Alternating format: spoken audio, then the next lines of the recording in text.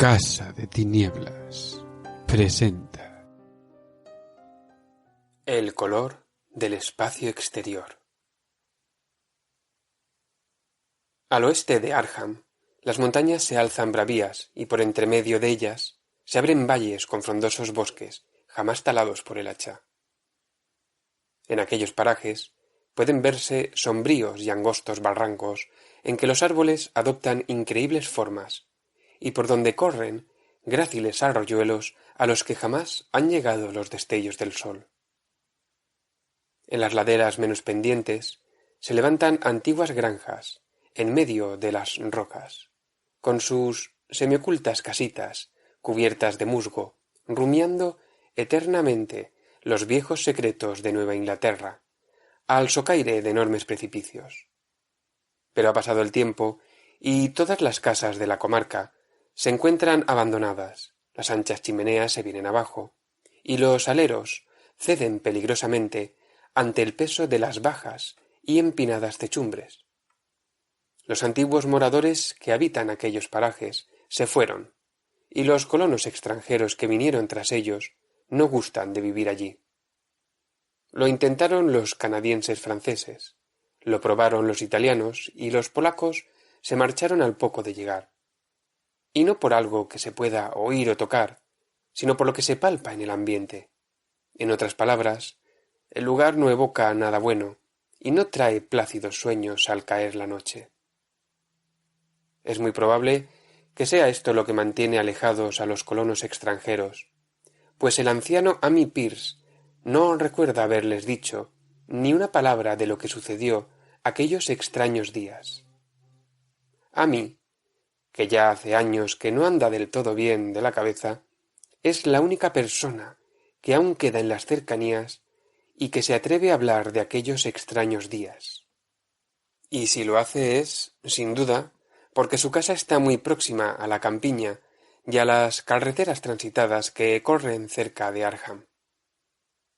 Antaño existía un camino que discurría entre las montañas y valles y llevaba directamente hasta donde ahora se encuentra el Erial Maldito. Pero la gente dejó de utilizarlo, y a raíz de ello se trazó un nuevo camino que daba un amplio rodeo hacia el sur. Huellas del antiguo camino pueden verse aún entre las hierbas de una maleza que retorna, y algunas seguirán persistiendo, aun después de que la mitad de la hondanada se vea cubierta por las aguas del nuevo pantano. Para entonces se habrán talado ya los sombríos bosques y el Erial Maldito dormirá en el fondo de las azules aguas cuya superficie, rizada por el destello de rayos solares, reflejará el firmamento. Para cuando llegue esa fecha, los secretos de aquellos extraños días habrán pasado a ser todo uno con los secretos que ocultan las profundidades, todo uno con las secretas leyendas del antiguo océano y con todos los misterios aún por desvelar de la primitiva tierra. Cuando anduve recorriendo aquellas montañas y valles para levantar los planos del nuevo pantano, ya me advirtieron que aquel era un lugar maldito. Me lo dijeron en Arkham, y dado que Arkham es una de esas antiguas ciudades por las que corren toda clase de cuentos de brujas, pensé que el mal de que hablaban debía ser algo que las abuelas venían contando en voz baja desde hacía siglos a los niños. El mismo apelativo de Erial Maldito me parecía harto curioso y teatral, y me preguntaba cómo habría entrado a formar parte del folclore de aquella gente tan puritana. Luego, al ver con mis propios ojos el sombrío laberinto de barrancos y vertientes montañosas que había hacia el oeste, dejé de extrañarme del misterio que envolvía aquella comarca desde épocas lejanas. Era de día cuando la vi, pero la sombra no dejaba de cernirse un solo momento sobre aquellos parajes. Los árboles crecían demasiado próximos unos de otros, y sus troncos eran excesivamente gruesos para lo que suelen ser los buenos bosques de Nueva Inglaterra. Reinaba un silencio absoluto en las sombrías veredas abiertas en el bosque, y el piso era demasiado blando, debido al musgo y el mantillo acumulado tras años y años de descomposición. En los espacios abiertos, en su mayoría a lo largo del antiguo camino, podían verse pequeñas granjas levantadas en la parte baja de las laderas. Unas veces todos los edificios de la granja seguían aún en pie, otras solo uno o dos, y en ocasiones apenas una simple chimenea o cobertizo recubierto de follaje. Las hierbas y zarzas crecían por doquier, y furtivos animales silvestres correteaban entre la maleza, y sobre el paraje entero se percibía una vaga sensación de inquietud y opresión, un matiz de una tonalidad irreal y grotesca, como si se hubiese distorsionado algún elemento esencial de la perspectiva o el claroscuro. No me extrañó nada que los colonos extranjeros no se quedaran, pues, desde luego, aquellos no eran lugares en los que agradase lo más mínimo pernoctar. El paisaje guardaba una extraordinaria semejanza con los óleos de Salvator Rosa, al igual que con ciertos espantosos grabados de los relatos de terror. Pero nada de lo que había visto podía compararse, en lo que a desolación respecta, con el Erial maldito. Se encontraba en el fondo de un espacioso valle. Ningún otro nombre hubiera podido aplicársele con más propiedad, ni ninguna otra cosa se adaptaba tan perfectamente a un nombre. Era como si un poeta hubiese acuñado la frase después de haber visto aquella región. Mientras la contemplaba, pensé que era la consecuencia de un incendio, pero ¿por qué no había crecido nunca nada sobre aquellos 5 acres de gris desolación que se extendía bajo el cielo como una gran mancha corroída por el ácido entre bosques y campos? Discurre, en gran parte, hacia el norte de la línea del antiguo camino, pero invade un poco el otro lado. Mientras me acercaba, experimenté una extraña sensación de repugnancia, y sólo me decidí a hacerlo porque mi tarea me obligaba a ello. En aquella amplia extensión no había vegetación de ninguna clase. No había más que una capa de fino polvo o ceniza gris, que ningún viento parecía ser capaz de arrastrar. Los árboles más cercanos tenían un aspecto raquítico y enfermizo, y muchos de ellos aparecían agotados o con los troncos podridos. Mientras andaba apresuradamente, vi a mi derecha los derruidos restos de una casa de labor y la negra boca de un pozo abandonado, cuyos estancados vapores adquirían un extraño matiz al ser bañados por la luz del sol. El desolado espectáculo hizo que no me maravillara ya de los asustados susurros de los moradores de Arkham. En los alrededores no había edificaciones ni ruinas de ninguna clase. Incluso en los antiguos tiempos, el lugar dejó de ser solitario y apartado, y a la hora del crepúsculo, temeroso de pasar de nuevo por aquel ominoso lugar, tomé el camino del sur, a pesar de que significaba dar un gran rodeo. Por la noche interrogué a algunos habitantes de Arkham acerca del Erial maldito, y pregunté qué significado tenía la frase «los extraños días», que había oído murmurar evasivamente.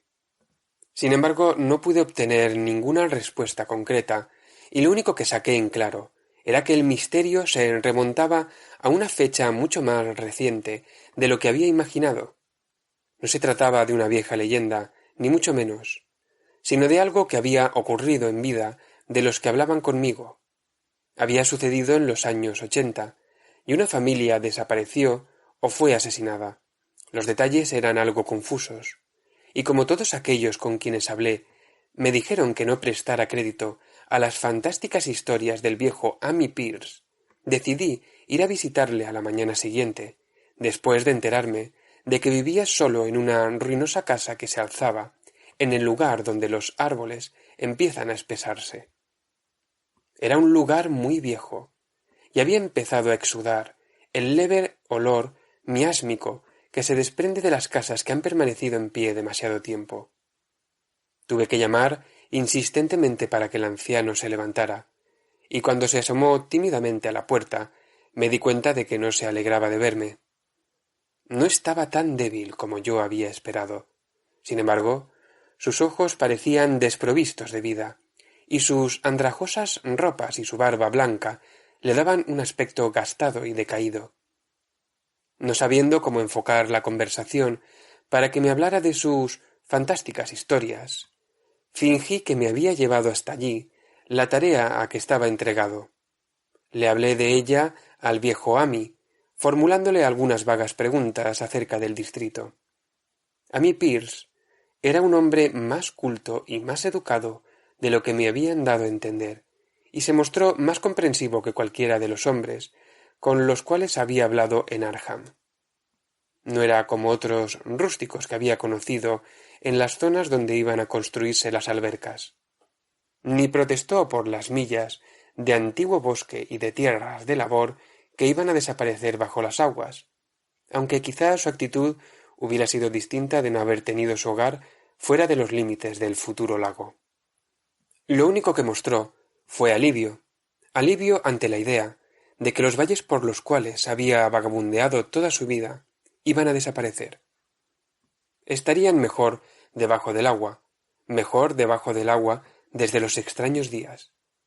Y al decir esto, su ronca voz se hizo más apagada, mientras su cuerpo se inclinaba hacia adelante y el dedo índice de su mano derecha empezaba a señalar de un modo tembloroso e impresionante. Fue entonces cuando oí la historia, y mientras la ronca voz avanzaba en su relato, en una especie de misterioso susurro, me estremecí una y otra vez a pesar de que estábamos en pleno verano. Tuve que interrumpir al narrador con frecuencia para poner en claro puntos científicos que él solo conocía a través de lo que había dicho un profesor, cuyas palabras repetía como un papagayo, aunque su memoria había empezado ya a flaquear, o por tender un puente entre dato y dato, cuando fallaba su sentido de la lógica y de la continuidad. Cuando hubo terminado, no me extrañó que su mente estuviera algo desequilibrada, ni que a la gente de Arkham no le gustara hablar del erial maldito. Me apresuré a regresar a mi hotel antes de la puesta del sol, ya que no quería tener las estrellas sobre mi cabeza, encontrándome al aire libre. Al día siguiente regresé a Boston para dar mi informe. No podía ir de nuevo a aquel oscuro caos de antiguos bosques y laderas, ni enfrentarme otra vez con aquel gris erial donde el negro pozo abría sus fauces al lado de los derruidos restos de una casa de labor. La alberca iba a ser construida inmediatamente, y todos aquellos antiguos secretos quedarían enterrados para siempre bajo las profundas aguas. Pero creo que ni cuando esto sea una realidad me gustará visitar aquella región por la noche, al menos no cuando brillen en el cielo las siniestras estrellas. Todo empezó, dijo el viejo Amy, con el meteorito. Antes no se habían oído leyendas de ninguna clase, e incluso en la remota época de las brujas, aquellos bosques occidentales no fueron ni la mitad de temidos que la pequeña isla de Miskatonic, donde el diablo concedía audiencias al lado de un extraño altar de piedra, más antiguo que los indios. Aquellos no eran bosques hechizados, y su fantástica oscuridad no fue nunca terrible hasta los extraños días.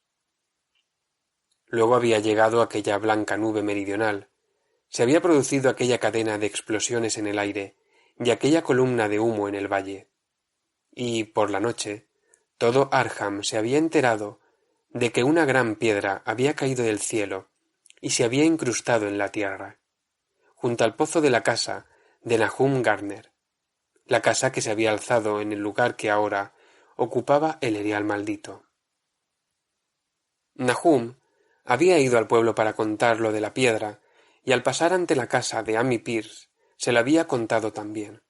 En aquella época Amy tenía 40 años, y todos los extraños acontecimientos estaban profundamente grabados en su cerebro. Amy y su esposa habían acompañado a 3 profesores de la Universidad de Miskatonic, que se presentaron a la mañana siguiente para ver al fantástico visitante que procedía del desconocido espacio estelar. Y habían preguntado cómo era que Nahum había dicho, el día antes, que era muy grande. Nahum, señalando la pardusca mole que estaba junto a su pozo, dijo que se había encogido. Pero los sabios replicaron que las piedras no encogen. Su calor irradiaba persistentemente, y Nahum declaró que había brillado débilmente toda la noche. Los profesores golpearon la piedra con un martillo de geólogo, y descubrieron que era sorprendentemente blanda. En realidad, era tan blanda como si fuera artificial, y arrancaron, más bien que escoplearon, una muestra para llevársela a la universidad, a fin de comprobar su naturaleza.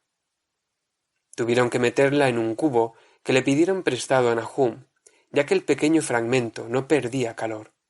En su viaje de regreso, se detuvieron a descansar en la casa de Amy, y parecieron quedarse pensativos, cuando Miss Pierce observó que el fragmento estaba haciéndose más pequeño y había empezado a quemar el fondo del cubo. Realmente no era muy grande, pero quizás habían cogido un trozo menor de lo que habían supuesto. Al día siguiente, todo esto ocurría en el mes de junio de 1882, los profesores se presentaron de nuevo muy excitados. Al pasar por la casa de Amy, le contaron lo que había sucedido con la muestra, diciendo que había desaparecido por completo cuando la introdujeron en un recipiente de cristal. El recipiente también había desaparecido, y los profesores hablaron de la extraña afinidad de la piedra con el silicón. Habían reaccionado de un modo increíble en aquel laboratorio perfectamente ordenado, sin sufrir ninguna modificación ni expeler ningún gas al ser calentada al carbón, mostrándose completamente negativa al ser tratada con bórax y revelándose absolutamente no volátil a cualquier temperatura, incluyendo la del soprete de oxidrógeno. En el yunque apareció como muy maleable, y en la oscuridad su luminosidad era muy notable. Negándose obstinadamente a enfriarse, provocó una gran excitación entre los profesores. Y cuando al ser calentada ante el espectroscopio mostró unas brillantes bandas distintas a las de cualquier color conocido del espectro normal, se habló de nuevos elementos, de raras propiedades ópticas y de todas aquellas cosas que los intrigados hombres de ciencia suelen decir cuando se enfrentan con lo desconocido. Caliente como estaba, fue comprobada en un crisol con todos los reactivos adecuados. El agua no hizo nada, ni el ácido clorhídrico. El ácido nítrico e incluso el agua regia se limitaron a resbalar sobre su tórrida invulnerabilidad. A mí se encontró con algunas dificultades para recordar todas aquellas cosas, pero reconoció algunos disolventes a medida que se los mencionaba en el habitual orden de utilización: amoníaco y soda cáustica, alcohol y éter, bisulfito de carbono y una docena más. Pero, a pesar de que el peso iba disminuyendo con el paso del tiempo, y de que el fragmento parecía enfriarse ligeramente, los disolventes no experimentaron ningún cambio que demostrara que habían atacado a la sustancia. Desde luego, se trataba de un metal. Era magnético, en grado extremo, y después de su inmersión en los disolventes ácidos, parecían existir leves huellas de la presencia de hierro meteórico, de acuerdo con los datos de Widmann-Stahlten. Cuando el enfriamiento era ya considerable, colocaron el fragmento en un recipiente de cristal para continuar las pruebas, y a la mañana siguiente, fragmento y recipiente habían desaparecido sin dejar rastro, y únicamente una chamuscada señal en el estante de madera donde los habían dejado probaba que habían estado realmente allí.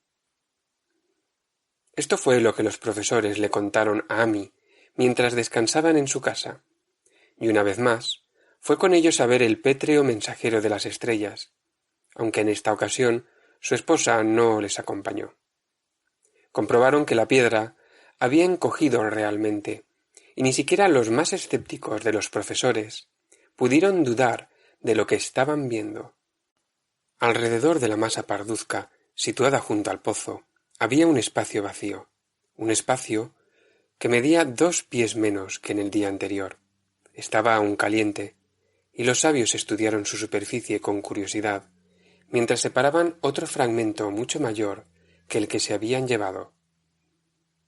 Esta vez ahondaron más en la masa de piedra, y de este modo pudieron darse cuenta de que el núcleo central no era completamente homogéneo. Habían dejado al descubierto lo que parecía ser la cara exterior de un glóbulo empotrado en la sustancia. El color, parecido al de las bandas del extraño espectro del meteoro, era casi imposible de describir, y sólo por analogía se atrevieron a llamarlo color. Su contextura era lustrosa y parecía quebradiza y hueca. Uno de los profesores golpeó ligeramente el glóbulo con un martillo y estalló con un leve chasquido. De su interior no salió nada, y el glóbulo se desvaneció como por arte de magia, dejando un espacio esférico de unas 3 pulgadas de diámetro. Los profesores pensaron que era probable que encontraran otros glóbulos a medida que la sustancia envolvente se fuera fundiendo. La conjetura era equivocada, ya que los investigadores no consiguieron encontrar otro glóbulo, a pesar de que taladraron la masa por diversos lugares. En consecuencia, decidieron llevarse la nueva muestra que habían recogido y cuya conducta en el laboratorio fue tan desconcertante como la de su predecesora, aparte de ser casi plástica, de tener calor, magnetismo y ligera luminosidad, de enfriarse levemente en poderosos ácidos, de perder peso y volumen en el aire, y de atacar a los compuestos de silicón con el resultado de una mutua destrucción. La piedra no presentaba características de identificación, y, al final de las pruebas, los científicos de la universidad se vieron obligados a reconocer que no podían clasificarla. No era nada de este planeta, sino un trozo del espacio exterior, y, como tal, estaba dotado de propiedades exteriores y desconocidas, y obedecía a leyes exteriores y desconocidas. Aquella noche hubo una tormenta, y cuando los profesores acudieron a casa de Nahum al día siguiente, se encontraron con una desagradable sorpresa. La piedra, magnética como era, debió poseer alguna peculiar propiedad eléctrica, ya que había atraído al rayo, como dijo Nahum, con una singular persistencia. En el espacio de 1 hora, el granjero vio como el rayo hería 6 veces la masa que se encontraba junto al pozo, y al cesar la tormenta, descubrió que la piedra había desaparecido. Los científicos, profundamente decepcionados tras comprobar el hecho de la total desaparición, decidieron que lo único que podían hacer era regresar al laboratorio y continuar analizando el fragmento que se habían llevado el día anterior, y que, como medida de precaución, habían encerrado en una caja de plomo. El fragmento duró una semana transcurrida a la cual no se había llegado a ningún resultado positivo. La piedra desapareció sin dejar ningún residuo, y con el tiempo los profesores apenas creían que habían visto realmente aquel misterioso vestigio de los insondables abismos exteriores, aquel único, fantástico mensaje de otros universos y otros reinos de materia, energía y entidad.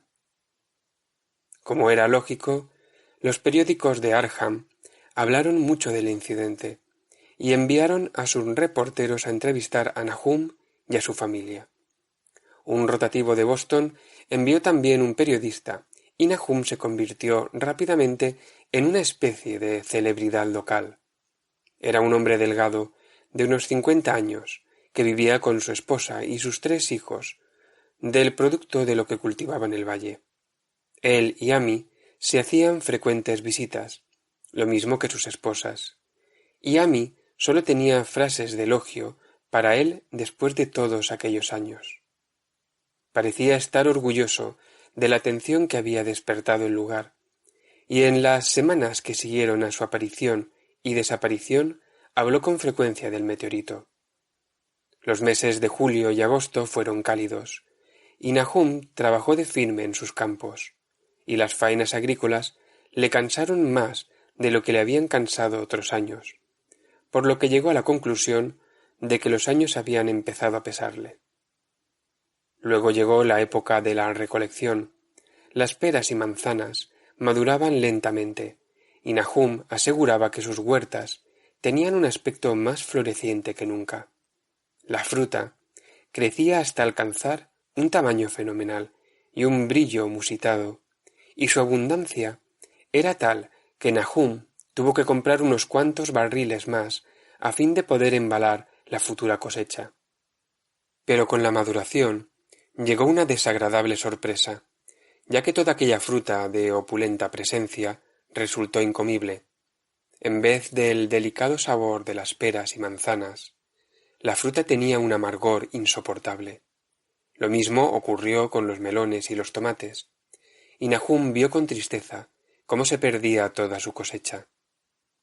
Buscando una explicación a aquel hecho, no tardó en declarar que el meteorito había envenenado el suelo, y dio gracias al cielo porque la mayor parte de las otras cosechas se encontraban en las tierras altas a lo largo del camino. El invierno se presentó muy pronto, y fue muy frío. Amy veía a Nahum con menos frecuencia que de costumbre, y observó que empezaba a tener un aspecto preocupado. También el resto de la familia había asumido un aire taciturno, y fueron espaciando sus visitas a la iglesia y su asistencia a los diversos acontecimientos sociales de la comarca. No pudo encontrarse ningún motivo para aquella reserva o melancolía, aunque todos los habitantes de la casa daban muestras de cuando en cuando de un empeoramiento de su estado de salud física y mental. Esto se hizo más evidente cuando el propio Nahum declaró que estaba preocupado por ciertas huellas de pasos que había visto en la nieve. Se trataba de las habituales huellas invernales de las ardillas rojas, de los conejos blancos y de los zorros. Pero el caviloso granjero afirmó que encontraba algo raro en la naturaleza y disposición de aquellas huellas. No fue más explícito, pues parecía creer que no era característica de la anatomía y las costumbres de ardillas y conejos y zorros. Amy no hizo mucho caso de todo aquello hasta una noche que pasó por delante de la casa de Nahum en su trineo, en su camino de regreso a Clark's Corners. En el cielo brillaba la luna, y un conejo cruzó corriendo el camino, y los saltos de aquel conejo eran más largos de lo que les hubiera gustado a Amy y a su caballo. Este último, en realidad, se hubiera desbocado si su dueño no hubiera empuñado las riendas con mano firme. A partir de entonces, Amy mostró un mayor respeto por las historias que contaba Nahum, y se preguntó por qué los perros de Gardner parecían estar tan asustados y temblorosos cada mañana. Incluso habían perdido el ánimo para ladrar. En el mes de febrero, los chicos de MacGregor, de Meadow Hill, salieron a cazar marmotas, y no lejos de las tierras de Gardner capturaron un ejemplar muy especial. Las proporciones de su cuerpo parecían ligeramente alteradas de un modo muy raro, imposible de describir, en tanto que su rostro tenía una expresión que hasta entonces nadie había visto en el rostro de una marmota. Los chicos quedaron francamente asustados, y tiraron inmediatamente el animal, de modo que por la comarca sólo circuló la grotesca historia que los mismos chicos contaron. Pero esto, unido a la historia del conejo que asustaba a los caballos en las inmediaciones de la casa de Nahum, dio pie a que empezara a tomar cuerpo una leyenda, susurrada en voz baja. La gente aseguraba que la nieve se había fundido mucho más rápidamente en los alrededores de la casa de Nahum que en otras partes, y a principios de marzo se produjo una agitada discusión en la tienda de Potter de Clark's Corners. Stephen Rice había pasado por las tierras de Gardner a primera hora de la mañana y se había dado cuenta de que la hierba fétida empezaba a crecer en todo el fangoso suelo. Hasta entonces no se había visto hierba fétida de aquel tamaño, y su color era tan raro que no podía ser descrito con palabras. Sus formas eran monstruosas, y el caballo había relinchado lastimeramente ante la presencia de un hedor que hirió también desagradablemente el olfato de Stephen. Aquella misma tarde, varias personas fueron a ver con sus propios ojos aquella anomalía, y todas estuvieron de acuerdo en que las plantas de aquella clase no podían brotar en un mundo saludable. Se mencionaron de nuevo los frutos amargos del otoño anterior, y corrió de boca en boca que las tierras de Nahum estaban emponzoñadas.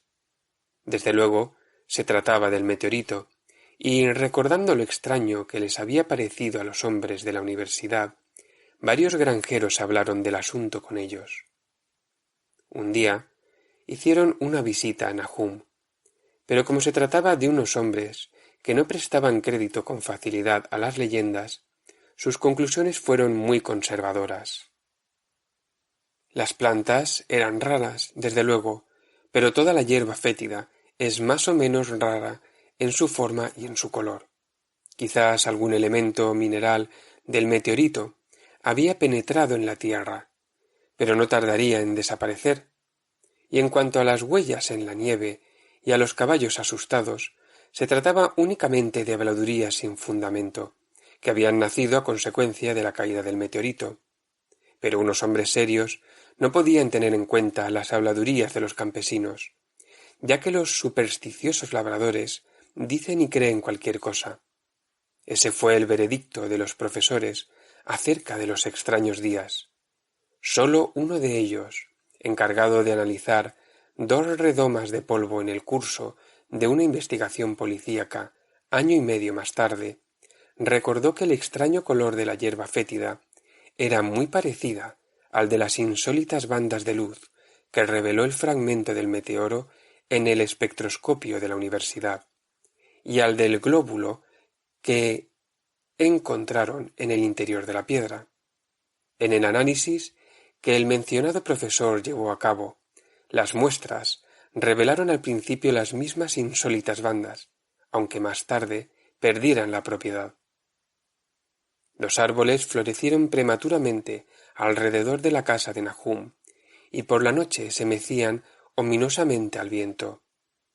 El segundo hijo de Nahum, Tadeus, un muchacho de 15 años, juraba que los árboles se mecían también cuando no hacía viento. Pero ni siquiera los más charlatanes prestaron crédito a esto. Desde luego, en el ambiente había algo raro. Toda la familia Gardner desarrolló la costumbre de quedarse escuchando, aunque no esperaban oír ningún sonido al cual pudieran dar nombre. La escucha era en realidad resultado de momentos en que la conciencia parecía haberse desvanecido en ellos. Desgraciadamente, esos momentos eran más frecuentes a medida que pasaban las semanas, hasta que la gente empezó a murmurar que toda la familia Nahum estaba mal de la cabeza. Cuando salió la primera saxífraga, su color era también muy extraño, no completamente igual al de la hierba fétida, pero indudablemente afín a él, e igualmente desconocido para cualquiera que lo viera. Nahum cogió algunos capullos y se los llevó a Arham para enseñarlos al editor de La Gazette, pero aquel dignatario se limitó a escribir un artículo humorístico acerca de ellos, ridiculizando los temores y las supersticiones de los campesinos. Fue un error de Nahum contarle a un estólido ciudadano la conducta que observaban las mariposas, también de gran tamaño, en relación con aquellas saxífragas. Abril aportó una especie de locura a la gente de la comarca, y empezaron a dejar de utilizar el camino que pasaba por los terrenos de Nahum, hasta abandonarlo por completo. Era la vegetación. Los renuevos de los árboles tenían unos extraños colores, y a través del suelo de piedra del patio y en los prados contiguos crecían unas plantas que solamente un botánico podía relacionar con la flora de la región. Pero lo más raro de todo era el colorido, que no correspondía a ninguno de los matices que el ojo humano había visto hasta entonces. Plantas y arbustos se convirtieron en una siniestra amenaza, creciendo insolentemente en su cromática perversión. Amy y los Gardner opinaron que los colores tenían para ellos una especie de inquietante familiaridad, y llegaron a la conclusión de que les recordaba el glóbulo que había sido descubierto dentro del meteoro. Nahum labró y sembró los 10 acres de terreno que poseía en la parte alta, sin tocar los terrenos que rodeaban su casa. Sabía que sería trabajo perdido, y tenía la esperanza de que aquellas extrañas hierbas que estaban creciendo arrancarían toda la ponzoña del suelo. Ahora estaba preparado para cualquier cosa, por inesperada que pudiera parecer, y se había acostumbrado a la sensación de que cerca de él había algo que esperaba ser oído. Ver que los vecinos no se acercaban por su casa le molestó, desde luego, pero afectó todavía más a su esposa. Los chicos no lo notaron tanto porque iban a la escuela todos los días, pero no pudieron evitar el enterarse de las habladurías, las cuales les asustaron un poco, especialmente a Tadeusz, que era un muchacho muy sensible. En mayo llegaron los insectos, y la hacienda de Gardner se convirtió en un lugar de pesadilla, lleno de zumbidos y de serpenteos. La mayoría de aquellos animales tenían un aspecto insólito y se movían de un modo muy raro, y sus costumbres nocturnas contradecían todas las experiencias anteriores. Los Gardner adquirieron el hábito de mantenerse vigilantes durante la noche. Miraban en todas direcciones en busca de algo, aunque no podían decir de qué. Fue entonces cuando comprobaron que Tadeusz había estado en lo cierto al hablar de lo que ocurría con los árboles. Miss Gardner fue la primera en comprobarlo una noche que se encontraba en la ventana del cuarto, contemplando la silueta de un arce que se recortaba contra un cielo iluminado por la luna. Las ramas del arce se estaban moviendo y no corría el menor soplo de viento. Cosa de la savia, seguramente. Las cosas más extrañas resultan ahora normales. Sin embargo, el siguiente descubrimiento no fue obra de ningún miembro de la familia Gardner. Se habían familiarizado con lo anormal hasta el punto de no darse cuenta de muchos detalles, y lo que ellos no fueron capaces de ver fue observado por un viajante de comercio de Boston que pasó por allí una noche, ignorante de las leyendas que corrían por la región. Lo que contó en Arkham apareció en un breve artículo publicado por la Gazette, y aquel artículo fue lo que todos los granjeros, incluido Nahum, se echaron primero a los ojos. La noche había sido oscura, pero alrededor de una granja del valle, que todo el mundo supo que se trataba de la granja de Nahum, la oscuridad había sido menos intensa. Una leve, aunque visible fosforescencia, parecía surgir de toda la vegetación, y en un momento determinado, un trozo de aquella fosforescencia se deslizó furtivamente por el patio que había cerca del granero. Los pastos no parecían haber sufrido los efectos de aquella insólita situación, y las vacas pacían libremente cerca de la casa. Pero hacia finales de mayo la leche empezó a ser mala. Entonces Nahum llevó a las vacas a pacer a las tierras altas, y la leche volvió a ser buena. Poco después, el cambio en la hierba y en las hojas, que hasta entonces se habían mantenido normalmente verdes, pudo apreciarse a simple vista. Todas las hortalizas adquirieron un color grisáceo y un aspecto quebradizo. Amy era ahora la única persona que visitaba a los Gardner, y sus visitas fueron espaciándose más y más. Cuando cerraron la escuela, por ser época de vacaciones, los Gardner quedaron virtualmente aislados del mundo, y a veces encargaban a Amy que les hiciera sus compras en el pueblo. Continuaban desmejorando física y mentalmente, y nadie quedó sorprendido cuando circuló la noticia de que Miss Gardner se había vuelto loca. Esto ocurrió en junio, alrededor del aniversario de la caída del meteoro, y la pobre mujer empezó a gritar que veía cosas en el aire, cosas que no podía describir. En su desvarío no pronunciaba ningún nombre propio, sino solamente verbos y pronombres. Las cosas se movían y cambiaban y revoloteaban, y los oídos reaccionaban a impulsos que no eran del todo sonidos. Nahum no la envió al manicomio del condado, sino que dejó que vagabundeara por la casa mientras fuera inofensiva para sí misma y para los demás. Cuando su estado empeoró, no hizo nada. Pero cuando los chicos empezaron a asustarse, y Tadeusz casi se desmayó al ver la expresión del rostro de su madre al mirarle, Nahum decidió encerrarla en el ático. En julio, Miss Gardner dejó de hablar y empezó a arrastrarse a cuatro patas, y antes de terminar el mes, Nahum se dio cuenta de que su esposa era ligeramente luminosa en la oscuridad, tal como ocurría con la vegetación de los alrededores de la casa. Esto sucedió un poco antes de que los caballos se dieran a la fuga. Algo les había despertado durante la noche, y sus relinchos y su cocear habían sido algo terrible. A la mañana siguiente, cuando Nahum abrió la puerta del establo, los animales salieron disparados como alma que lleva el diablo. Nahum tardó una semana en localizar a los cuatro, y cuando los encontró, se vio obligado a matarlos, porque se habían vuelto locos, y no había quien los manejara. Nahum le pidió prestado un caballo a Ami para acarrear el heno, pero el animal no quiso acercarse al granero.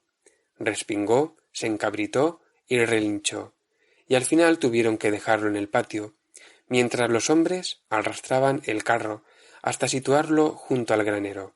Entretanto, la vegetación iba tornándose gris y quebradiza.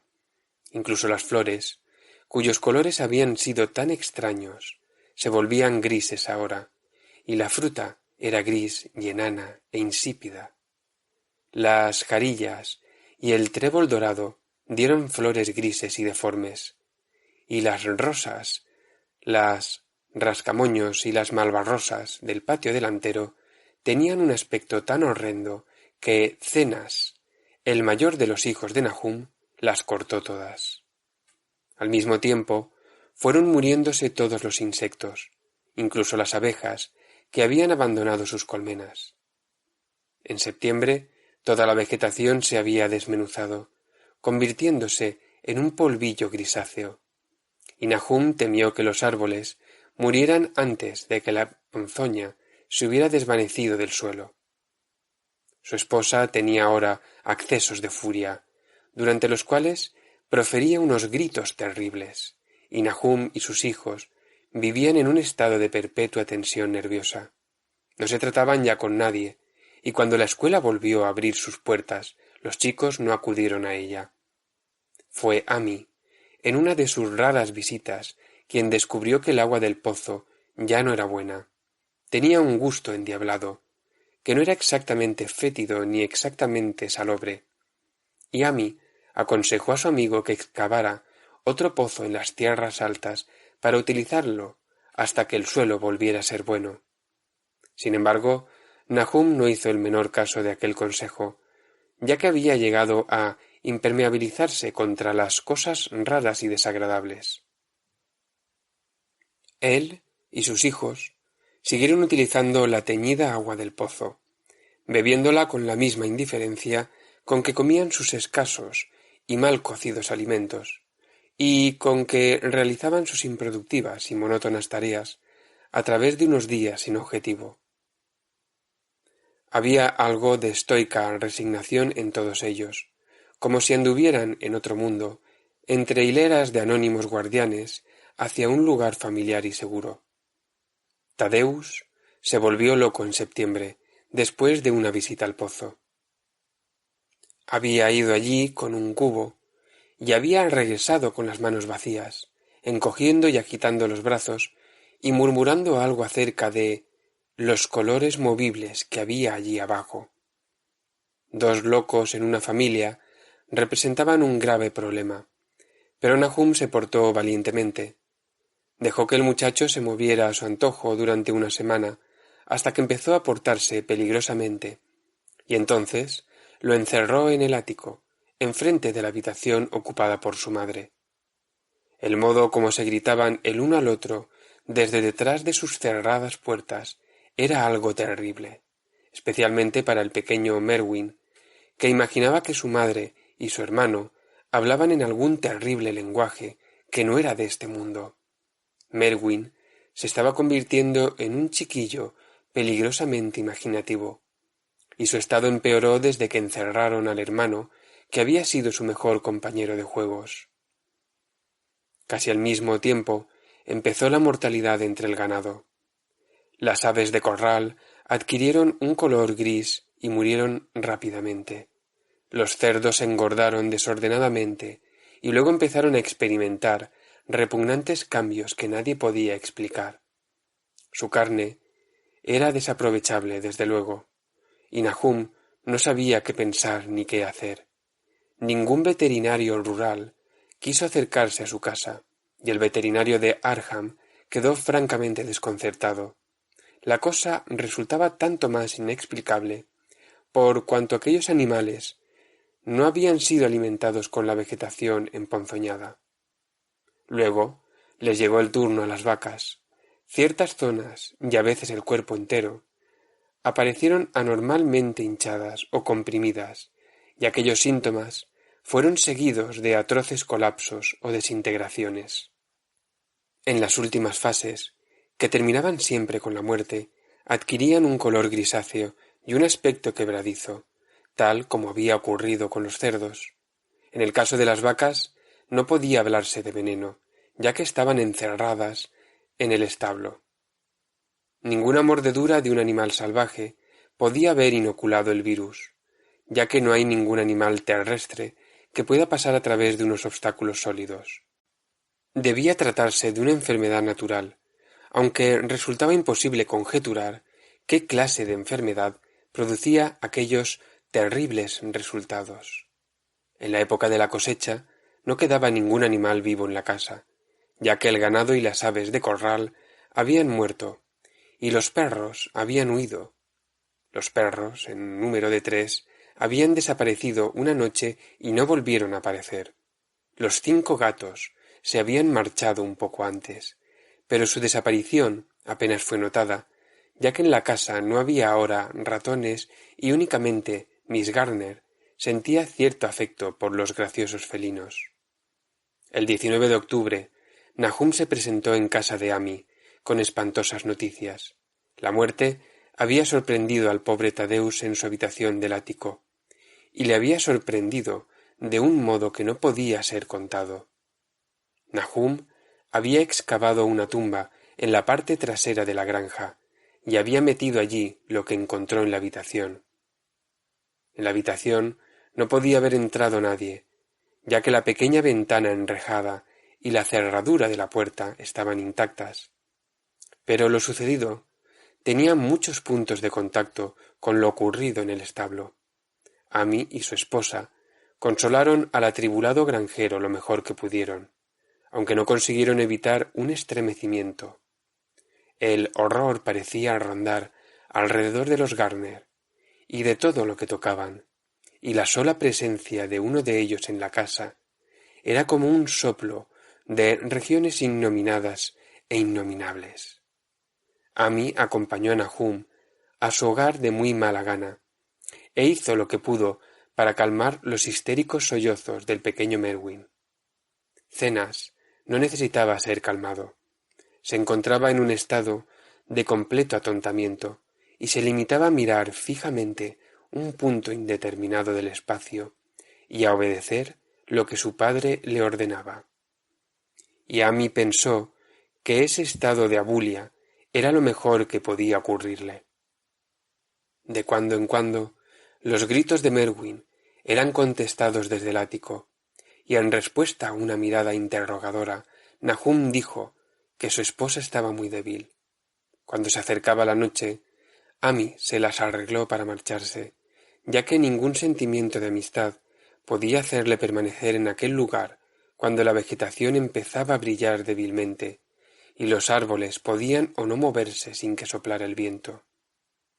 Era una verdadera suerte para Amy el hecho de que no fuese una persona imaginativa. De haberlo sido, de haber podido relacionar y reflexionar en todos los portentos que le rodeaban, no cabe duda de que hubiese perdido la chaveta.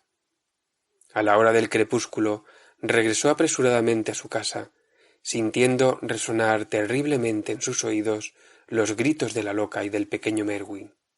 3 días más tarde, Nahum se presentó en casa de Amy, muy de mañana, y, en ausencia de su huésped, le contó a Miss Pierce una historia horrible que ella escuchó temblando de miedo. Esta vez se trataba del pequeño Mervyn. Había desaparecido. Había salido de la casa cuando ya era de noche, con un farol y un cubo para traer agua, y no había regresado. Hacía días que su estado no era normal y se asustaba de todo. El padre oyó un frenético grito en el patio, pero cuando abrió la puerta y se asomó, el muchacho había desaparecido. No se veía ni rastro de él, y en ninguna parte brillaba el farol que se había llevado. En aquel momento, Nahum creyó que el farol y el cubo habían desaparecido también, pero al hacerse de día, y al regreso de su búsqueda de toda la noche por campos y bosques, Nahum había descubierto unas cosas muy raras cerca del pozo. Una retorcida y semifundida masa de hierro, que había sido indudablemente el farol, y, junto a ella, un asa doblada junto a otra masa de hierro, asimismo retorcida y semifundida que correspondía al cubo. Eso fue todo. Nahum imaginaba lo inimaginable.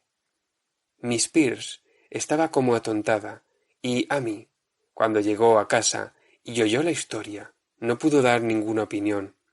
Merwin había desaparecido, y sería inútil decírselo a la gente que vivía en aquellos alrededores y que huían de los Gardner como de la peste.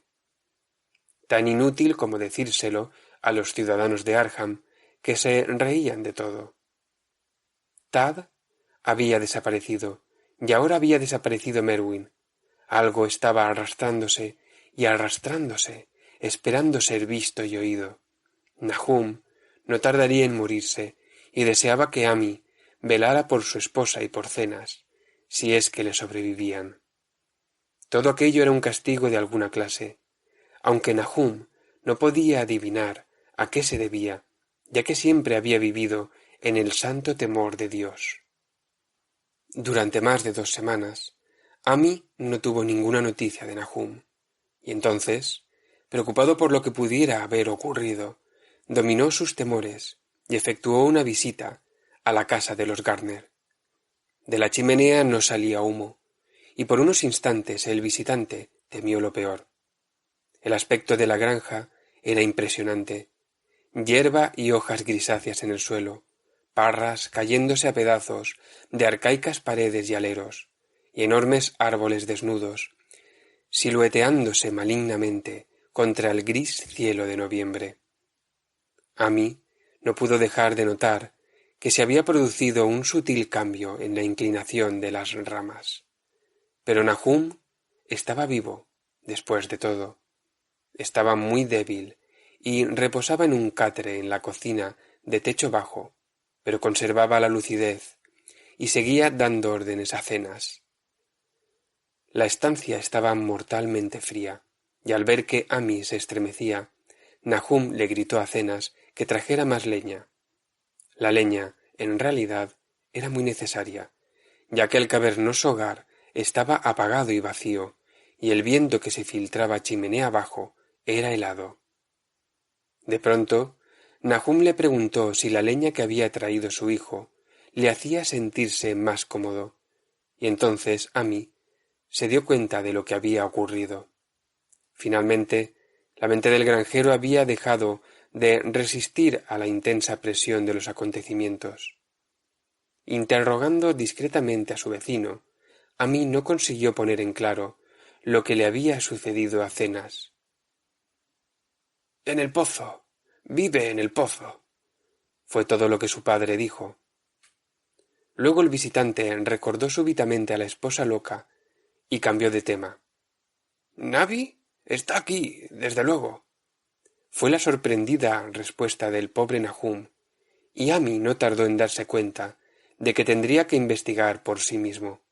Dejando al inofensivo granjero en su catre, cogió las llaves que estaban colgadas detrás de la puerta y subió los chirriantes escalones que conducían al ático.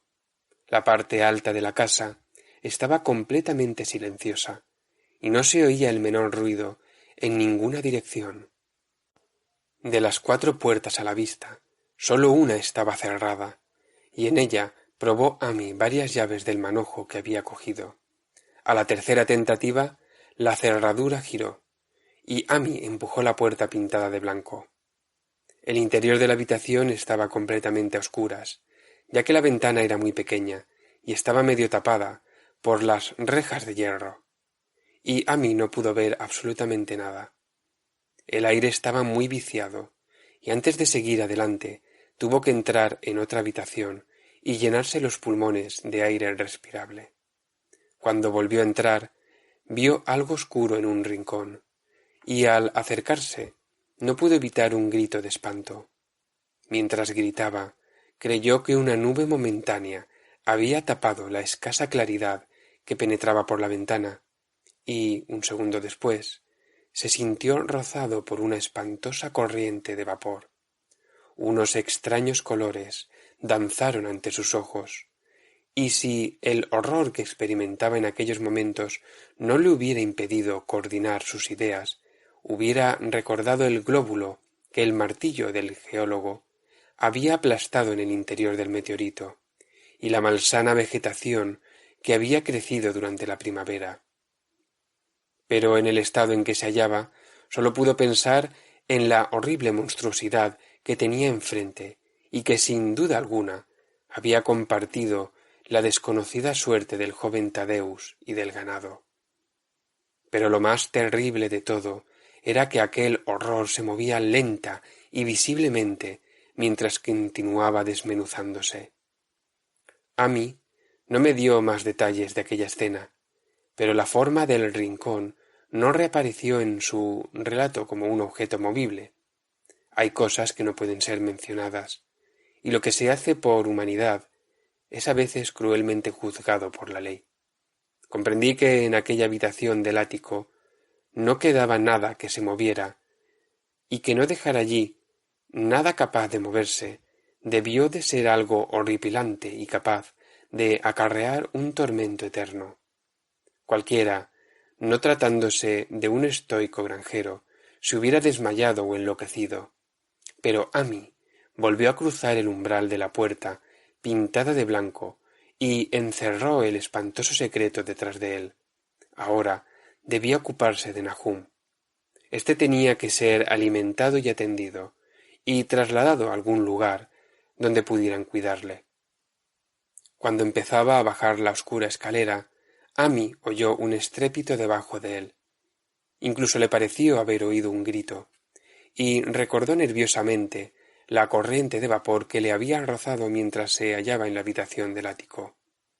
Oprimido por un vago temor, oyó más ruidos debajo suyo. Indudablemente estaban arrastrando algo pesado, y al mismo tiempo se oía un sonido todavía más desagradable, como el que produciría una fuerte succión. Sintiendo aumentar su terror, pensó en lo que había visto en el ático. Santo cielo, ¿en qué fantástico mundo de pesadilla había penetrado? No se atrevió a avanzar ni a retroceder, y permaneció inmóvil, temblando, en la negra curva del rellano de la escalera. Cada detalle de la escena estallaba de nuevo en su cerebro. De repente se oyó un frenético relincho proferido por el caballo de Amy, seguido inmediatamente por un ruido de cascos que hablaba de una precipitada fuga. Al cabo de un instante, caballo y calesa estaban fuera del alcance del oído, dejando al asustado Amy inmóvil en la oscura escalera, con la tarea de conjeturar qué podía haberles impulsado a desaparecer tan repentinamente. Pero aquello no fue todo. Se produjo otro ruido fuera de la casa, una especie de chapoteo en el agua. Debió de haber sido en el pozo. Amy había dejado a Hero desatado cerca del pozo, y algún animalito debió meterse entre sus patas asustándolo y dejándose caer después en el pozo, y la casa seguía brillando con una pálida fosforescencia. Dios mío, qué antigua era la casa, la mayor parte de ella edificada antes de 1670, y el tejado holandés más tarde de 1730. En aquel momento se oyó el ruido de algo que se arrastraba por el suelo de la planta baja, y Amy aferró con fuerza el palo que había cogido en el ático sin ningún propósito determinado. Procurando dominar sus nervios, terminó su descenso y se dirigió a la cocina, pero no llegó a ella, ya que lo que buscaba no estaba ya allí. Había salido a su encuentro y hasta cierto punto estaba aún vivo. Si se había arrastrado, o si había sido arrastrado por fuerzas externas, es cosa que Amy no hubiera podido decir, pero la muerte había tomado parte en ello. Todo había ocurrido durante la última media hora, pero el proceso de desintegración estaba ya muy avanzado. Había allí una horrible fragilidad debido a lo quebradizo de la materia, y del cuerpo se desprendían fragmentos secos. Amy no pudo tocarlo, limitándose a contemplar, horrorizado, la retorcida caricatura de lo que había sido un rostro. —¿Qué ha pasado, Nahum? ¿Qué ha pasado? —susurró, y los agrietados y tumefactos labios apenas pudieron murmurar una respuesta final. —Nada, nada. El color quema. Frío y húmedo, pero quema. Vive en el pozo. Lo he visto. Una especie de humo, igual que las flores de la pasada primavera. El pozo brilla por la noche. Se llevó a Tad, y a Merwin, y a Cenas. Todas las cosas vivas. Sorbe la vida de todas las cosas. En aquella piedra tuvo que llegar. En aquella piedra. La aplastaron. Era el mismo color, el mismo, como las flores y las plantas. Tiene que haber más. Crecieron. Lo he visto esta semana. Tuvo que darle fuerte a Cenas. Era un chico fuerte, lleno de vida. Le golpea a uno la mente y luego se apodera de él. Quema mucho. En el agua del pozo. No pueden sacarle de allí, ahogarle. Se ha llevado también a Cenas. Tenías razón. El agua está embrujada. ¿Cómo está Navi? ¿A mí? Mi cabeza no funciona. No sé cuánto hace que no le he subido comida. La cosa la atacó también a ella. El color. Su rostro tiene el mismo color por las noches y el color quema y sorbe. Procede de algún lugar donde las cosas no son como aquí. Uno de los profesores lo dijo. Tenía razón, mira. Amy está sorbiendo más, sorbiendo la vida. Pero eso fue todo. La cosa que había hablado no podía hablar más conmigo, porque se había encogido completamente. Amy lo cubrió con un mantel, a cuadros blancos y rojos, y salió de la casa por la puerta trasera. Trepó por la ladera que conduce a las tierras altas y regresó a su hogar por el camino del norte y los bosques. No pudo pasar junto al pozo, desde el cual había huido su caballo. Miró hacia el pozo, a través de una ventana, y recordó el chapoteo que había oído. El chapoteo de algo que se había sumergido en el pozo, después de lo que había hecho con el desdichado Nahum. Cuando Amy llegó a su casa, se encontró con que el caballo y la calesa le habían precedido. Su esposa le aguardaba llena de ansiedad. Después de tranquilizarla, sin darle ninguna explicación, se dirigió a Arkham y notificó a las autoridades de que la familia Gardner ya no existía. No entró en detalles, limitándose a hablar de las muertes de Nahum y de Navi. La de Thaddeus era ya conocida, y dijo que la causa de la muerte parecía ser la misma extraña dolencia que había atacado al ganado. También dijo que Merwin y Cenas habían desaparecido. En la jefatura de policía lo interrogaron ampliamente, y al final se vio obligado a acompañar a 3 agentes a la granja de Gardner, juntamente con el coroner, el médico forense y el veterinario que había atendido a los animales enfermos. Amy fue con ellos de muy mala gana, ya que la tarde estaba muy avanzada y temía que la noche le cogiera en aquel lugar maldito, aunque era un consuelo saber que iba a estar acompañado de tantos hombres. Los 6 hombres montaron en un carro, siguiendo a la calesa de Amy, y llegaron a la granja alrededor de las 4. A pesar de que los agentes estaban acostumbrados a presenciar espectáculos horripilantes, todos se estremecieron a la vista de lo que fue encontrado debajo del mantel a cuadros rojos y blancos, y en la habitación del ático. El aspecto de la granja, con su desolación gris, era ya bastante terrible. Pero aquellos 2 retorcidos objetos sobrepasaban toda medida de horror. Nadie pudo contemplarlos más allá de un par de segundos.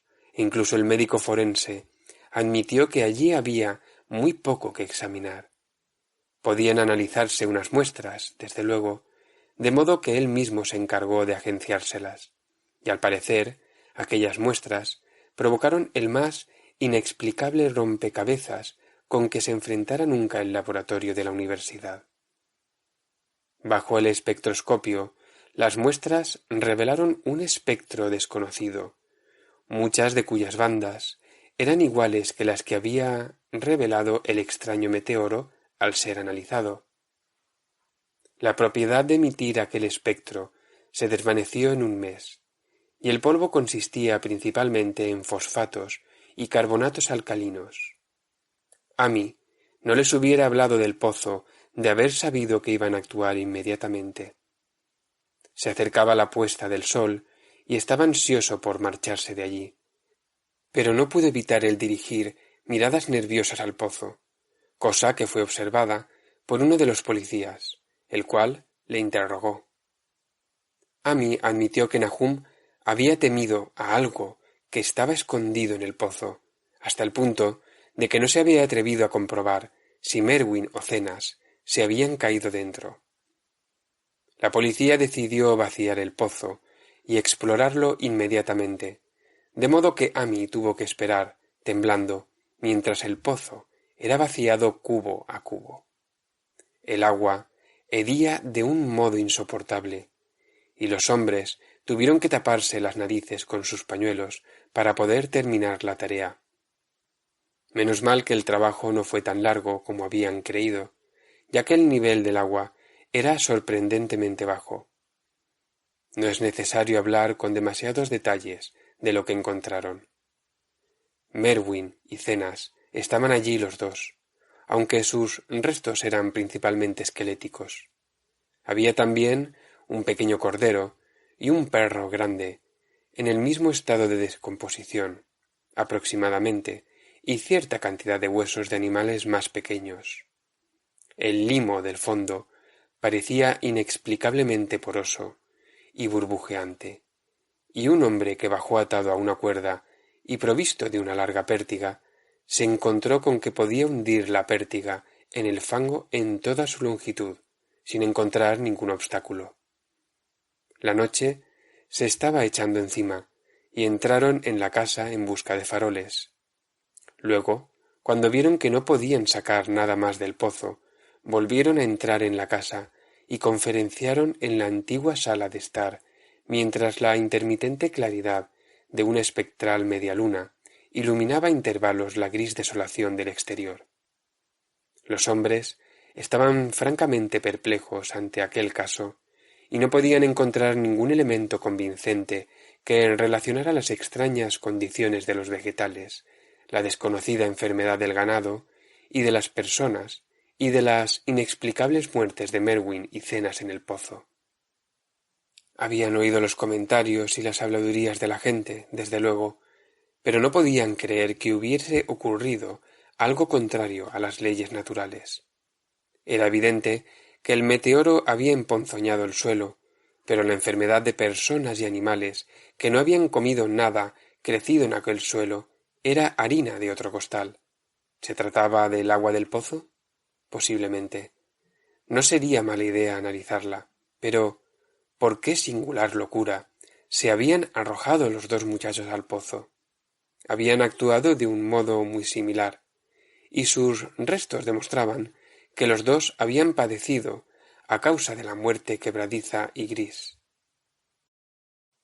El coroner, sentado junto a una ventana que daba al patio, fue el primero en darse cuenta de la fosforescencia que había alrededor del pozo. La noche había caído del todo, y los terrenos que rodeaban la granja parecían brillar débilmente con una luminosidad que no era la de los rayos de la luna. Pero aquella nueva fosforescencia era algo definido y distinto, y parecía surgir del negro agujero como la claridad apagada de un faro, reflejándose amortiguadamente en las pequeñas charcas que el agua vaciada del pozo había formado en el suelo. La fosforescencia tenía un color muy raro, y mientras todos los hombres se acercaban a la ventana para contemplar el fenómeno, Amy lanzó una violenta exclamación. El color de aquella fantasmal fosforescencia le resultaba familiar. Lo había visto antes, y se sintió lleno de temor ante lo que podía significar. Lo había visto en aquel horrendo glóbulo quebradizo, hacía 2 veranos. Lo había visto en la vegetación durante la primavera, y había creído verlo por un instante, aquella misma mañana, contra la pequeña ventana enrejada de la horrible habitación del ático, donde habían ocurrido cosas que no tenían explicación. Había brillado allí por espacio de un segundo, y una espantosa corriente de vapor le había rozado, y luego el pobre Nahum había sido arrastrado por algo de aquel color. Nahum lo había dicho al final, había dicho que era como el glóbulo y las plantas. Después se había producido la fuga en el patio y el chapoteo en el pozo, y ahora aquel pozo estaba proyectando a la noche un pálido e insidioso reflejo del mismo diabólico color. Una prueba fehaciente de la viveza mental de Amy es que en aquel momento de suprema tensión se sintió intrigado por algo que era fundamentalmente científico. Se preguntó cómo era posible recibir la misma impresión de una corriente de vapor deslizándose en pleno día por una ventana abierta al cielo matinal y de una fosforescencia nocturna proyectándose contra el negro y desolado paisaje. No era lógico, resultaba antinatural, y entonces recordó las últimas palabras pronunciadas por su desdichado amigo. Procede de algún lugar donde las cosas no son como aquí. Uno de los profesores lo dijo.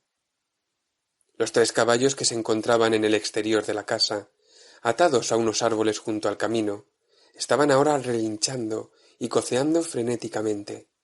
El conductor del carro se dirigió hacia la puerta para ver qué sucedía, pero Amy apoyó una mano en su hombro. —No salga usted —susurró—. No sabemos lo que sucede ahí fuera. Nahum dijo que en el pozo vivía algo que sorbía la vida. Dijo que era algo que había surgido de una bola redonda, como la que vimos dentro del meteorito que cayó aquí hace más de un año. Dijo que quemaba y sorbía, y que era una nube de color como la fosforescencia que ahora sale del pozo y que nadie puede saber lo que es. Nahum creía que se alimentaba de todo lo viviente, y afirmó que lo había visto la semana pasada. Tiene que ser algo caído del cielo, igual que el meteorito, tal como dijeron los profesores de la universidad.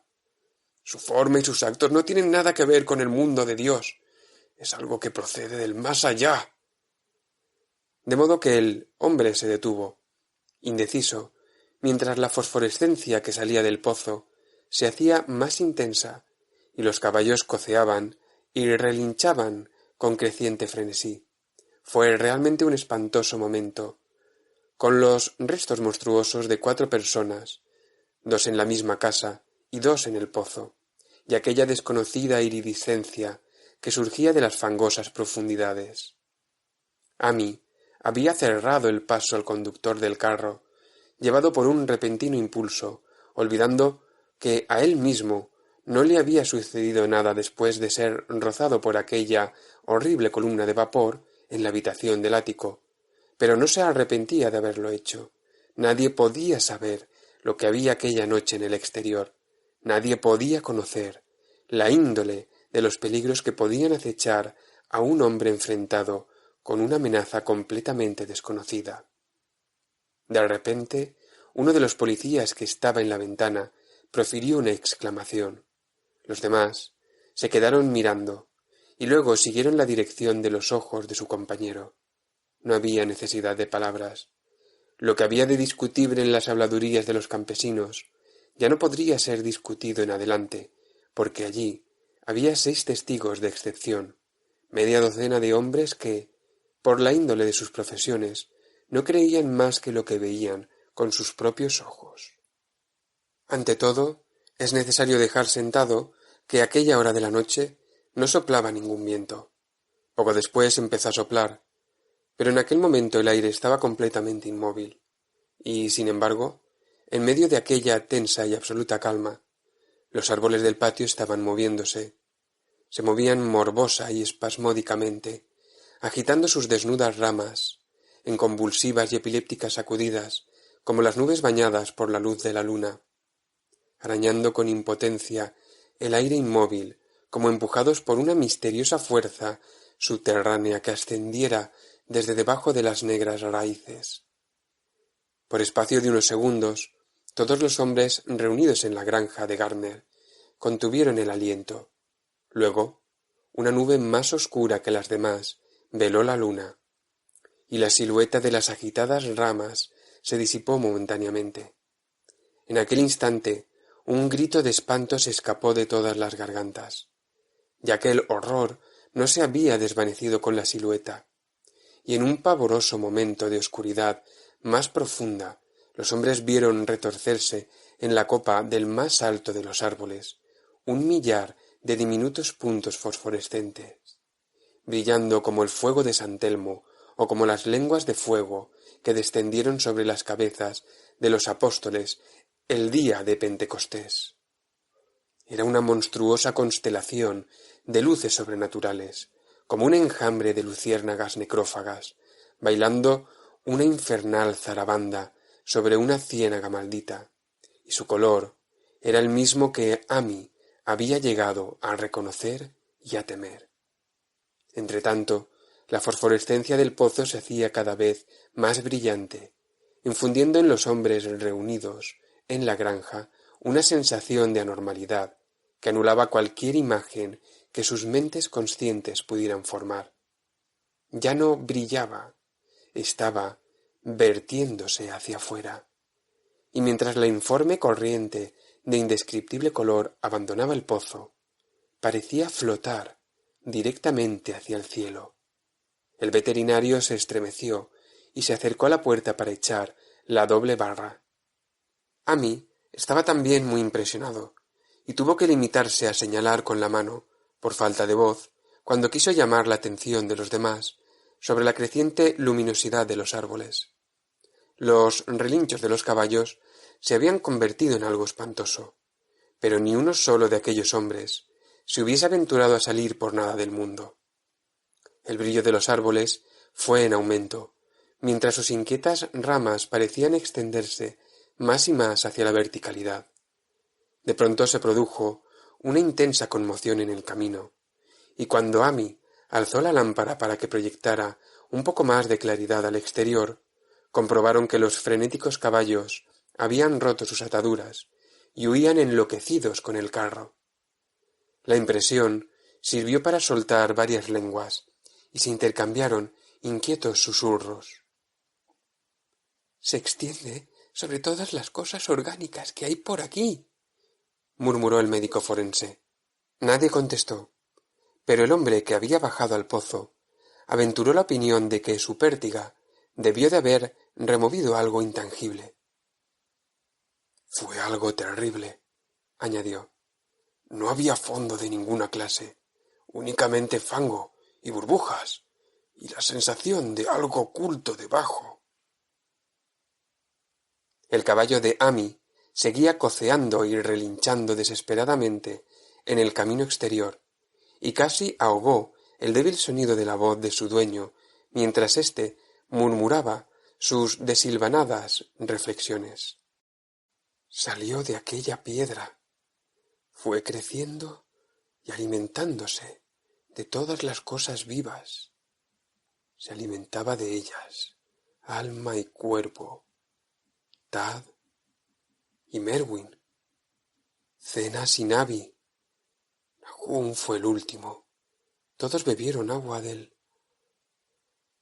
Se apoderó de ellos. Llegó del más allá, donde las cosas no son como aquí, y ahora regresa al lugar de donde procede.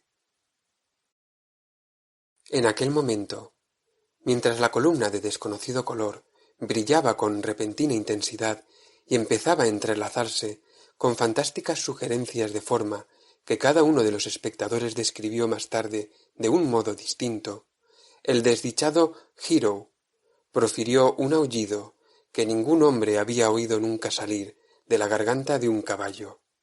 Todos los que estaban en la casa se taparon los oídos, y Amy se apartó de la ventana, horrorizado. Cuando miró de nuevo hacia el exterior, el pobre animal yacía inerte en el suelo, bañado por la luz de la luna, entre las astilladas varas de la calesa. Y allí se quedó hasta que lo enterraron al día siguiente. Pero el momento presente no permitía entregarse a lamentaciones, ya que casi en el mismo instante uno de los policías les llamó silenciosamente la atención sobre algo terrible que estaba sucediendo en el interior de la habitación donde se encontraban. Donde no alcanzaba la claridad de la lámpara, podía verse una débil fosforescencia que había empezado a invadir toda la estancia. Brillaba en el suelo de tablas y en la raída alfombra, y resplandecía débilmente en los marcos de las pequeñas ventanas. Corría de un lado para otro, llenando puertas y muebles. A cada momento se hacía más intensa, y al final se hizo evidente que las cosas vivientes debían abandonar enseguida aquella casa. Amy les mostró la puerta trasera y el camino que conducía a las tierras altas. Avanzaron con paso inseguro, como sonámbulos, y no se atrevieron a mirar atrás hasta que llegaron al camino del norte. Ninguno de ellos hubiera osado pasar por el camino que discurría junto al pozo. Cuando miraron atrás, hacia el valle y la distante granja de Garner, contemplaron un horrible espectáculo. Toda la granja brillaba con el espantoso y desconocido color. Árboles, edificaciones, incluso la hierba que no había sido transformada aún en quebradiza y gris. Las ramas estaban todas extendidas hacia el cielo, coronadas con lenguas de fuego, y radiantes goterones del mismo monstruoso fuego ardían encima de la casa, del granero y de los cobertizos. Era una escena de una visión de Fusel, y sobre todo el resto reinaba aquella borrachera de luminoso amorfismo, aquel extraño arco iris de misterioso veneno del pozo, hirviendo, saltando, centelleando y burbujeando malignamente en su cósmico e irreconocible cromatismo. Luego, súbitamente, la horrible cosa salió disparada verticalmente hacia el cielo, como un cohete o un meteoro, sin dejar ningún rastro detrás de ella, y desapareciendo a través de un redondo y curiosamente simétrico agujero abierto en las nubes, antes de que ninguno de los hombres pudiera expresar su asombro. Ningún espectador podría olvidar nunca aquel espectáculo, y Amy se quedó mirando estúpidamente el camino que había seguido el color hasta mezclarse con las estrellas de la Vía Láctea. Pero su mirada fue atraída inmediatamente hacia la tierra por el estrépito que acababa de producirse en el valle. Había sido un estrépito y no una explosión, como afirmaron algunos de los componentes del grupo. Pero el resultado fue el mismo, ya que en un caleidoscópico instante la granja y sus alrededores parecieron estallar, enviando hacia el cenit una nube de coloreados y fantásticos fragmentos. Los fragmentos se desvanecieron en el aire, dejando una nube de vapor que al cabo de un segundo se había desvanecido también. Los asombrados espectadores decidieron que no valía la pena esperar a que volviera a salir la luna para comprobar los efectos de aquel cataclismo en la granja de Nahum. Demasiado asustados incluso para aventurar alguna teoría, los 7 hombres regresaron a Arkham por el camino del norte. Amy Estaba peor que sus compañeros, y les suplicó que le acompañaran hasta su casa en vez de dirigirse directamente al pueblo. Por nada del mundo hubiera cruzado el bosque solo a aquella hora de la noche. Estaba más asustado que los demás, porque había sufrido una impresión que los otros se habían ahorrado, y se sentía oprimido por un temor que por espacio de muchos años no se atrevió a mencionar. Mientras el resto de los espectadores en aquella tempestuosa colina había vuelto estoicamente sus rostros al camino, Amy había mirado hacia atrás por un instante para contemplar el sombrío valle de desolación al que tantas veces había acudido. Y había visto algo que se alzaba débilmente para hundirse de nuevo en el lugar desde el cual el informe horror había salido disparado hacia el cielo. Era solamente un color, aunque no era ningún color de nuestra tierra ni de los cielos.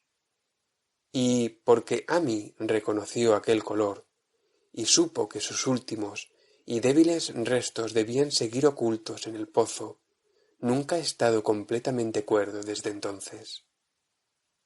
Amy no se acercaría a aquel lugar por nada del mundo. Hace 44 años que sucedieron los hechos que acabo de narrar, pero Amy no ha vuelto a pisar aquellas tierras, y le alegra saber que pronto quedarán enterradas debajo de las aguas. También a mí me alegra la idea, ya que no me gustó nada ver cómo cambiaba de color la luz del sol al reflejarse en aquel abandonado pozo. Espero que el agua permanezca siempre muy profunda, pero aunque así sea, nunca la beberé. No creo que regrese a la región de Arkham. 3 de los hombres que habían estado con Amy volvieron al día siguiente para ver las ruinas, a la luz del día, pero en realidad no había ruinas. Únicamente los ladrillos de la chimenea, las piedras de la bodega, algunos restos minerales y metálicos, y el brocal de aquel nefasto pozo. A excepción del caballo de Amy, que enterraron aquella misma mañana, y de la calesa, que no tardaron en devolver a su dueño, todas las cosas que habían tenido vida habían desaparecido. Sólo quedaban 5 acres de desierto polvoriento y grisáceo, y desde entonces no ha crecido en aquellos terrenos ni una brizna de hierba.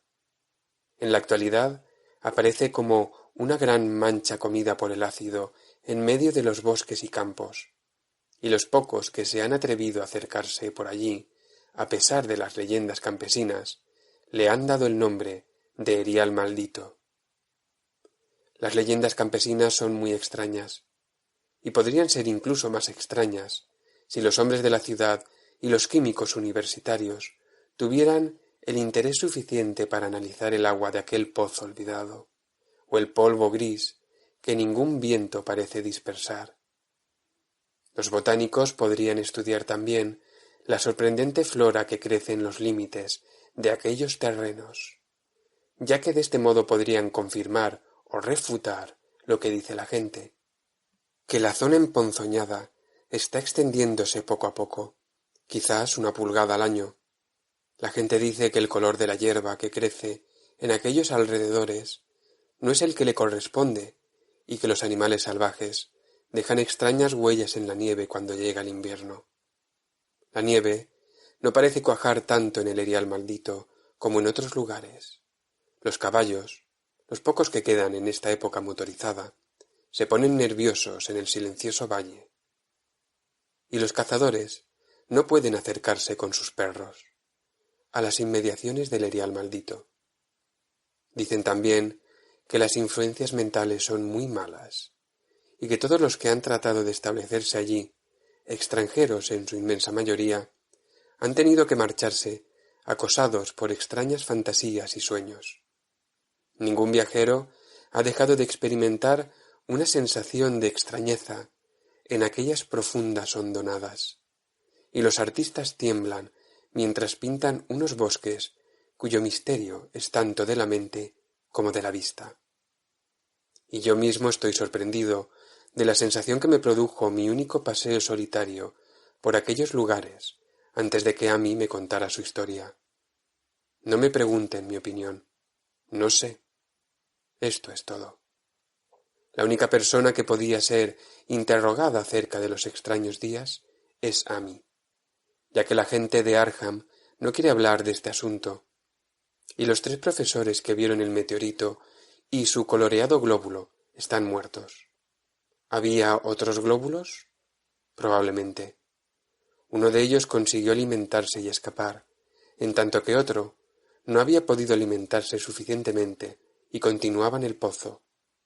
Los campesinos dicen que la zona emponzoñada se ensancha 1 pulgada cada año, de modo que tal vez existe algún tipo de crecimiento o de alimentación, incluso ahora.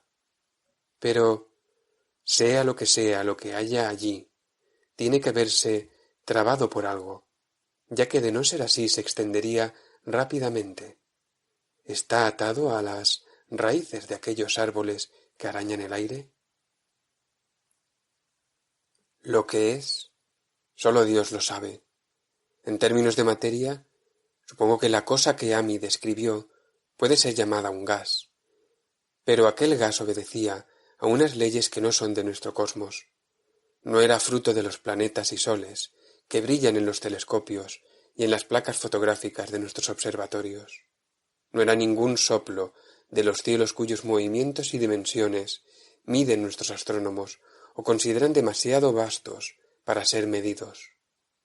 No era más que un color surgido del espacio, un pavoroso mensajero de unos reinos del infinito situados más allá de la naturaleza que nosotros conocemos, de unos reinos cuya simple existencia aturde el cerebro con las inmensas posibilidades extracósmicas que ofrece a nuestra imaginación.